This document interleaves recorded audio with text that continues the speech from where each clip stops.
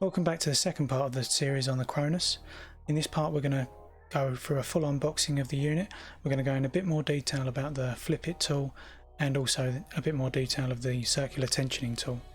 If you missed the first part of the series, we went through the actual how to use the unit, some practical examples and some theory behind it. So I'll put a link above and in the description to the previous part of this mini series. Let's start off by going straight to the full unboxing of the Kronos and what you get in the larger kit of the two. So for starters, you get this robust Kronos plastic box, and inside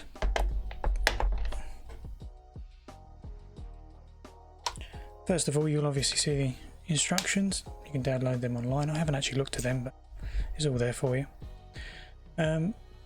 First thing to look at, you've obviously got the Kronos, very well made. You can see it's got rubber O-rings all the way down it, just to make it a bit more ergonomic.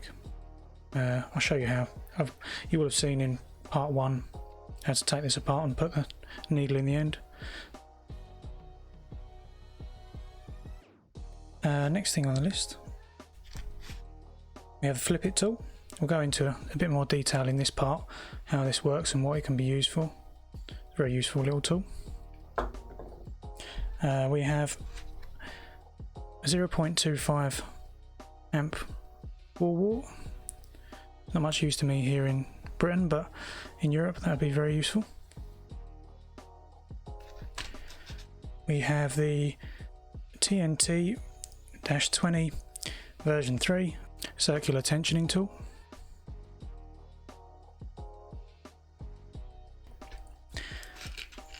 You get a few different heads for the circular tensioning tool. We'll go through how you can swap these. Inside this plastic box, an assortment of goodies. So to start with, you get some 2,900 mAh batteries. They're good for most jobs, to be honest. I've never had one run out on a job, and I've used it for half hour solid before, and that's only using one battery, so I'm sure 2 is plenty. You've got a charger for them batteries, which is just USB powered, and yeah, you just slot the battery in there. Charging cable,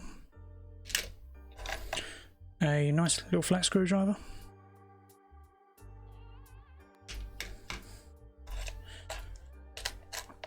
you get 2 sizes of needles. One's a 0.6 and one's a 0.5. There's different assortment of heads inside, with different shapes, lengths and types.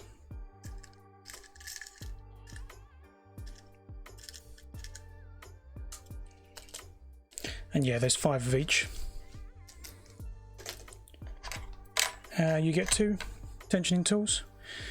One's just an L shape, slightly smaller, and you've got a Z shape. One side's fat, the other side is notched. And also nice Allen key for removing the needles on the end of the Kronos.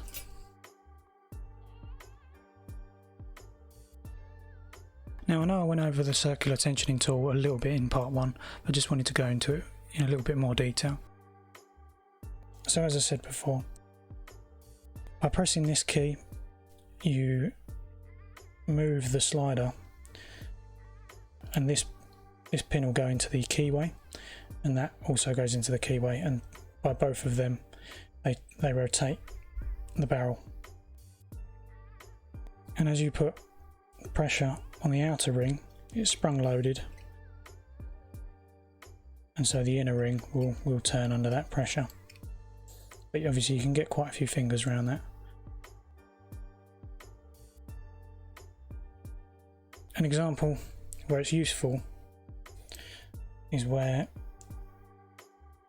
you can put it in a lock like this, and you can get a lot more vision about what you're doing when you're picking normally or with the Kronos. And yeah, you just tension as you normally would in either direction. So just go through a couple of these. problem lies with something like this Yale,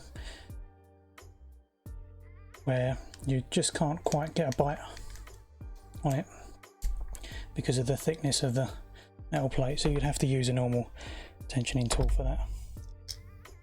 In the box you get 3 extra heads, and you can see there's 3 normal type, and then there's 1 slightly sharpened version. To change the heads is very simple.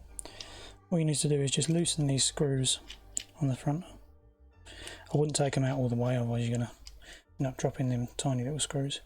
You can just rotate these metal sliders and that removes. You've got 2 ball bearings in there that hold it centered, and then you can just slot in another.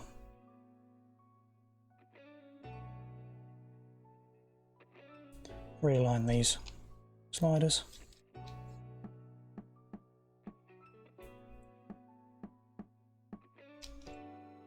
And tighten them back up. There you go.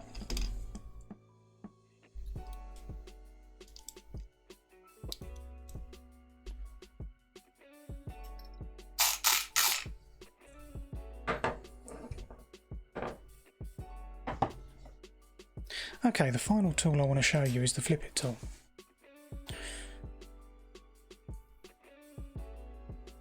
It's another nicely designed bit of kit. O-rings down the side again to make it more ergonomic, more comfortable to use. So as you can see, I've already picked this lock and the keyway is rotated to the right. Now if for some reason I wanted the keyway to be round to the left, perhaps the lock works in a certain way and I needed the cam to go a certain way round, or I wanted to relock the door, and that becomes almost impossible at the moment, because if I was to rotate this back to the center, the pins would re-engage and the lock would be locked. That's where the Flip It tool comes in handy. So if I wanted to now turn this round to the left, as you can see there's 2 markings on here, left and right. I put this notch round to the left because that's the direction I want to go in, and when I push the button it will spin very quickly. Once again, if I put that in the left position, but this time put it in the keyway, the cam and the barrel will rotate very quickly. And now we can see we're in the left hand side. I can also do that round to the right, just by putting it in the right tab and flick it back again.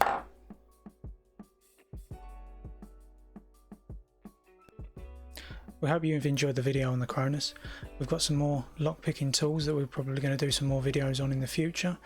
So if you've enjoyed this sort of content, make sure you like and subscribe to us. If you've got any more questions about the Kronos, or anything you'd like to see it do, or anything I've missed, make sure you put a comment in the comment section and I'll try and answer any questions you have.